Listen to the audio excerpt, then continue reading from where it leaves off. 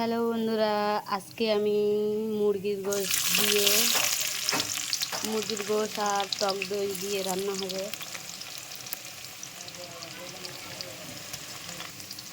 এখন তেলটা গরম করে একটু পেঁয়াজ দিয়ে দিয়েছি। পেঁয়াজটা লাল হয়ে গেছে। তারপরে মুরগির মাংসটা আগে থাকতে ধুয়ে রেখেছিলাম, ওটা দিয়ে দেবো। তেলটা স্বাদ মতন একটু নুন দিয়ে দেবো। নুনটা দিয়ে ভালো করে নেড়ে ছেড়ে একটু ভাজা ভাজা করে তারপরে আদা রসুন দেবো। মুরগির গোশটা ভাজা ভাজা হয়ে গেছে। এইবারে আদা রসুন পেস্টটা দিয়ে দিলাম। আদা রসুন দিয়ে ভালো করে নেড়ে নেড়ে লাল মতন হয়ে যাবে, তারপরে মশলাটা দেব। আদা রসুন দিয়ে ভাজা ভাজা হয়ে গেছে। এইবারে জিরে, মরিচ, ধনিয়ার গুঁড়ো, হলুদের গুঁড়ো, ঝালের গুঁড়ো দিয়ে দিলাম।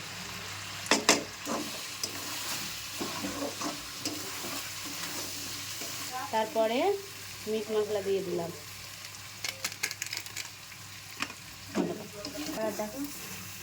দেখো কালারটা কত সুন্দর এসেছে। এবার একটু পানি দিয়ে দেবো, আরও সুন্দর কালার ছাড়বে। তারপরে তেল ছেড়ে দিয়েছে। এবার টক দইটা দিয়ে দিলাম।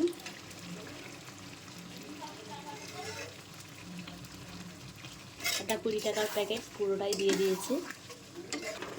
হ্যালো বন্ধুরা, কেমন তেল ছেড়ে দিয়েছে দেখেছো। এবার আলুটা দিয়ে দেবো। আলু দেওয়ার একদমই ইচ্ছা নেই, কিন্তু তোমাদের ভাইয়া আলু ছাড়া কিছুই খায় না, আলুই দিতেই হবে তরকারিতে, তাই একটু আলু দিলাম। আলু দিয়ে একটু নেড়ে চেড়ে নিয়েছি। আর তোমাদেরকে বলছিলাম কাল খালাদের বাড়ি গিয়েছিলাম, দেখো আজকে আমার খালাতো বোন আবার চলে এসছে। এই দেখো। হ্যালো গাইস, তোমরা সব কেমন আছো? এটা আমার মামাতো বোন। ওর একটু লজ্জা পাচ্ছে, আসছে না ক্যামেরার সামনে। এবারে আলু দিয়ে মুরগির মাংসটা ভালো করে কষিয়ে নিয়েছি। এবারে পানিটা দিয়ে দেব। তারপরে দেখো বন্ধুরা, কত সুন্দর কালার এসে গেছে তরকারিটার, খুব ভালো লাগছে। এবারে একটু ধনে পাতা আর কাঁচা ঝাল কেটে রেখেছিলাম আগে থাকতে দিয়ে দেবো, ফ্লেভারটা ভালো হওয়ার জন্য। তারপরে চাপা দিয়ে নামিয়ে নেব।